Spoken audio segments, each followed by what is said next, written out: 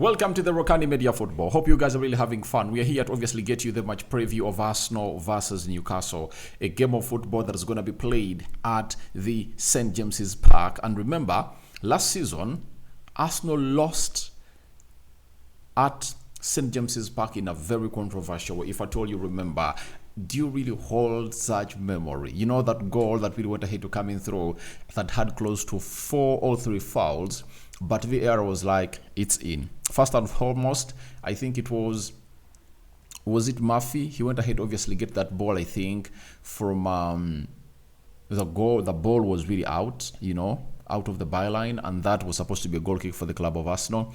Then, the person that headed the ball to Anthony Gordon to put in the back of the net went ahead to obviously put a little bit of a push onto Gabriel Magalhaes, and even the goalkeeper had gone ahead obviously get out of the goal area. And you know it well that if a player is supposed to be onside with the goalkeeper is out of the goal area, you know what happens?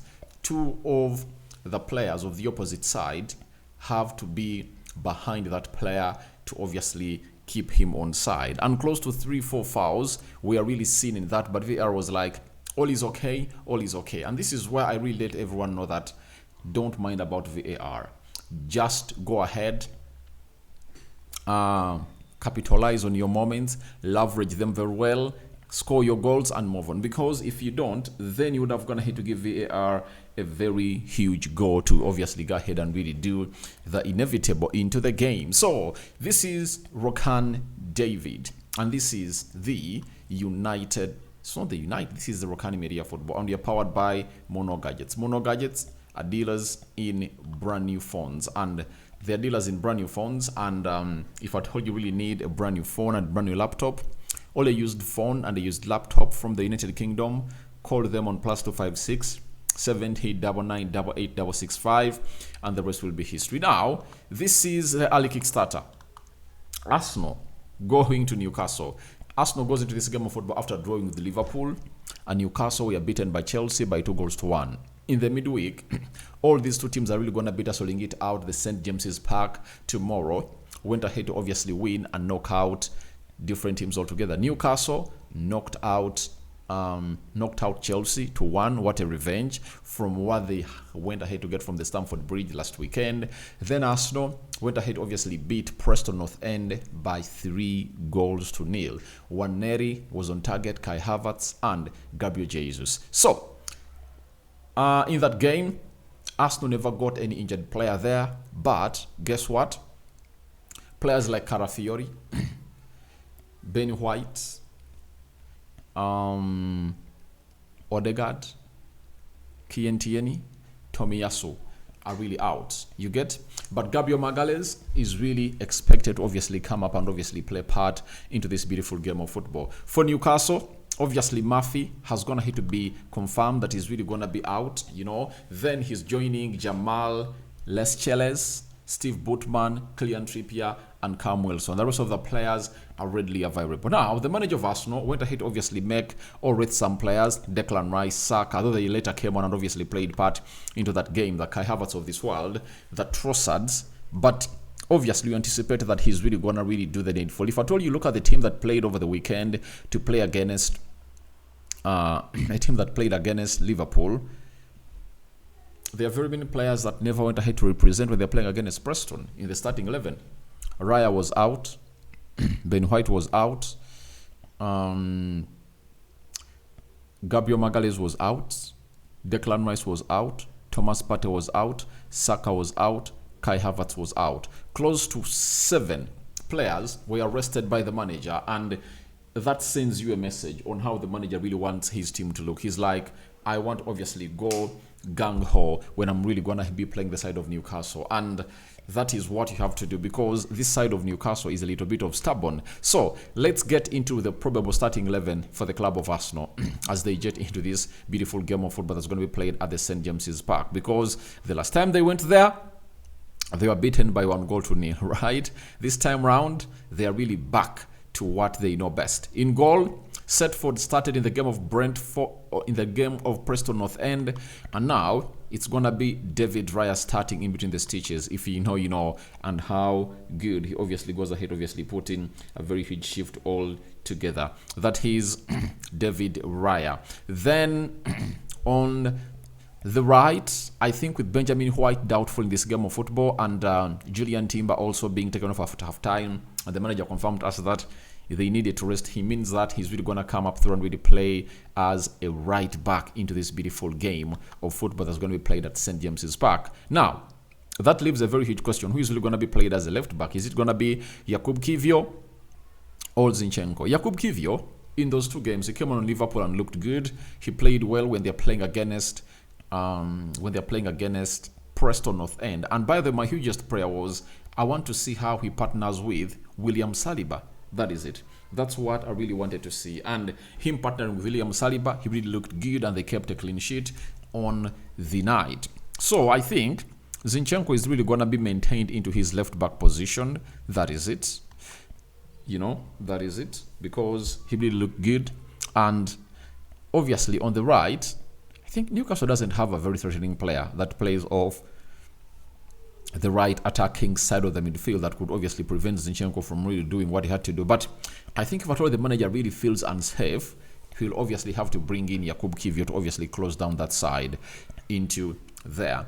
But him playing with a defensive, playing with those three central midfielders has been playing with in the previous games, I think Zinchenko stands a very high chance to start into this game. Right-sided centre-back, obviously, it's going to be William Saliba. He returned into action, played 90 minutes when they're playing against Preston, and I think that rest was really hugely needed. For Gabriel Magalhaes, I think he's really going to come in through and obviously be played as a left-sided centre-back.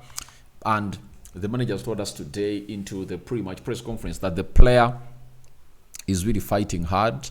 The player is fighting hard to see to it that he obviously gets into the training session today, and if at all he trains very well today, obviously he'll into the starting 11 for the club of Arsenal. And if he doesn't, then Jakub Kiwior can come up and obviously pair up with William Saliba, and I just love him. Kiwior alongside Saliba, I think they deserve some 2-3 serious games together, and this will be another huge test, because when Kiwior came on, when they're playing against Liverpool, even Gabriel Magalhaes was off. So he was partnered with Benjamin White, and they played together for the very first time in that centre-back partnership. So, to what has gone ahead to be happening in the previous games, if Gabriel Magalhaes really fails, let them not force him. I think Kiwior can come up and obviously get the job done and dusted. The huge question will be like, if any of those gets an injury, who comes into there? I think they're having gold in Declan Rice, a player that can play into very many positions of the pitch. Now, in the midfield, Partey was rested. I think he returns to play as a CDM into that beautiful game of football. That is Thomas Partey, because Jorginho played there and Thomas Partey is regaining his position back. Then the other guy is Declan Rice. He was also rested, and I think he's also going to be given a chance to obviously coming through and really play. Mikel Merino is obviously going to be played into that midfield, and I think this is going to be the ideal midfield of Arsenal for the coming games, not until Martin Odegaard returns. You get Martin Odegaard, when he returns, I tell you, people are really going to be shocked. I said this in before we even went to the season when Arsenal was interested in signing Mikel Merino, that I look at the flair of Merino and what he offers on the ball. It's exactly what Mikel Arteta wants in his midfield. And you cannot bench Declan Rice, you cannot bench Odegaard, and Mikel Merino will obviously be given a chance because he's the future. And I told you the midfield three of Arsenal is going to be Declan Rice playing as a CDM alongside Mikel Merino and Martin Odegaard. And people are like, you are lying. But I tell you, that's how things are really going to be like. You know, sometimes I'm always on TikTok lives, and I had someone to talk to, and it was like, Rokani plays. Rice is really bad when he's played as a CDM. And I was like, is this person watching the game of Liverpool? Rice was played as a CDM, and he looked very, very good. Let's all admit, when Rice was played as a CDM, he really looked very, very good. And you can all agree with me that he was really nice in what he really went ahead to do. So I think that's going to be the midfield three that is going to be facing that of Newcastle that I'm going to be talking about into the next minute. Now, Bukayo Saka obviously played some minutes off the bench in the game of Preston, right forward, because the manager wants to get him back firing. The main reason of bringing Bukayo Saka on was to really get himself an assist or a goal, to see to it that he continues to put in the required shift if possible. So I think this game comes in through at a perfect moment for the guy, or for the levels of a player like Saka, because he can humiliate them on any day, right? He can humiliate them on any day, and he can really take it to the next level as anticipated. Then left forward, I think it's going to be Leandro Trossard. He played no minute in the game of Preston North End. And for Gabriel Martinelli, he has started 2 of the previous games that Arsenal have gone ahead to play. Remember, he started into the Premier League, I think even in the Champions League, and even in the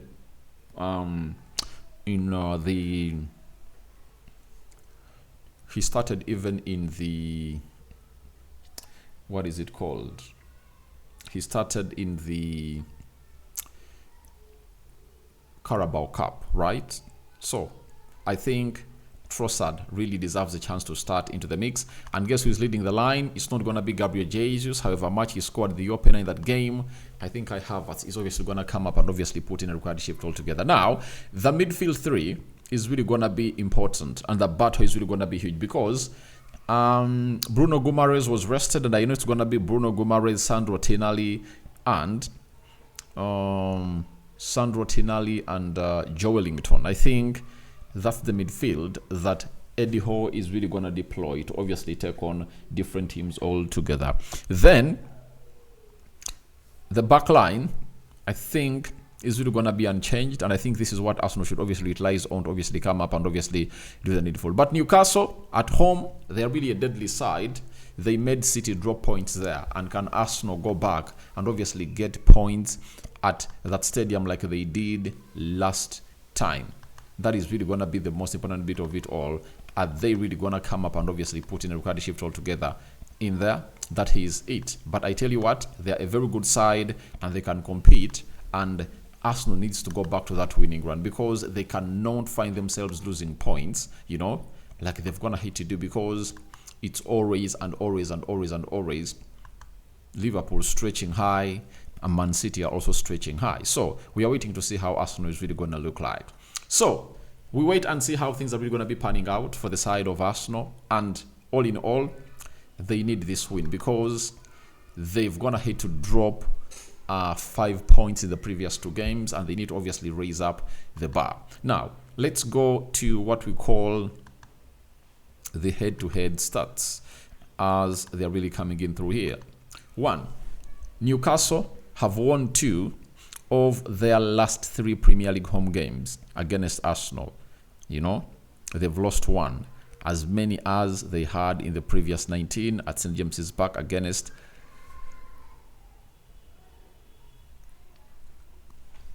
them combined. Secondly, Arsenal lost this exact fixture 1-0 last season, but haven't lost consecutive away league games against Newcastle since their first 3 such visits to the Premier League between 1994 to 1996. Thirdly, Newcastle are winless in their last 5 Premier League games, 2 draws and 3 losses, losing the last 2 in a row. They had a longer run without a victory in August and September 2022. So, Newcastle lost their last Premier League home match 1-0 against Brighton, ending that run of 11 games without defeat at St. James's Park. It was also the first time they failed to score in 23 home league games, last drawing a blank in consecutive such matches in February 2020 under Steve Bruce. You've heard that very well. Then lastly, Arsenal have conceded 9 goals in the last Premier League games, more than they had in the previous 19 combined. Indeed, they've shipped 2+ goals in 4 of these 5 games, as many times as they had in the previous ones. By the way, in the previous 27, this is one of the things that really came up and obviously talked about when the side of Arsenal fans were like going at me. I was like, Arsenal is really getting in very many goals. And when you look at the games they're talking about, they conceded 2 goals against Liverpool. They conceded 2 against Bournemouth. They conceded 2 against Leicester City. They conceded 2 against Southampton, you know. And I think the other game they conceded 1. That makes it 9 in the previous games they've gonna hate to play, which is really very, very, very bad. So that's what they've gonna hate to bring us, and those are the head-to-head stats. And I call in for a 3-2 win for the club of Arsenal. I know Arsenal really keeps a clean sheet when they obviously play away from home, but Newcastle is not that side that you look at and obviously underestimate. And Alexander Isak is obviously going to be giving them hard time because the man is in fine form. You know, even in the game of, let me check here, the EFL Cup game, the guy was really up and running. You get, he scored in the midweek when they are really beating Chelsea by 2-1. You know, by losing to Chelsea by 2-1.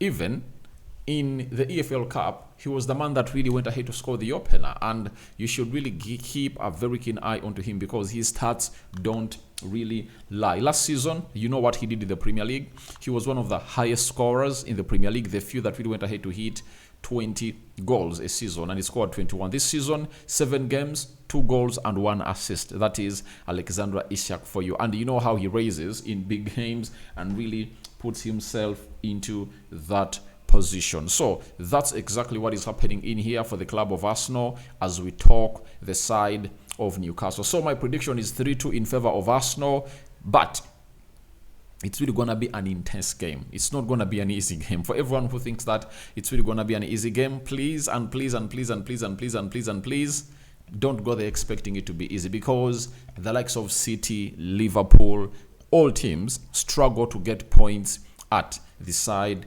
of the, it's called the St. James's Park. But that is my probable starting 11. Feel free to go into the comment section and tell me your thoughts about that probable starting 11. Do you think it's the one you're really having into your thoughts like me? Who could you keep? Who could you really get out of that team, and who do you throw in when you get out that player? And remember, the likes of Anthony Gordon, they're really deadly, and he's really one of those players that has been played on the right forward of Newcastle. And that means if Zinchenko comes in through, he's really going to be facing him one-on-one. So guys, I'm out for now. See you later, and continue to subscribe to this channel because all is well with you guys subscribing, because we want to hit 30,000 subscribers. And that's what I had for you. But Mikel Arteta is really willing to obviously get himself back to winning ways, because he knows to eat that after that game. Champions League football is returning and he has to fight to stay into the top 8. And after Arsenal playing against Newcastle, obviously on Wednesday they are going to be playing in Italy against Inter Milan. Big game, big game. And after playing Inter Milan, they'll be playing Chelsea. So that's how big this encounter is really going to be like. I'm out. Bye-bye.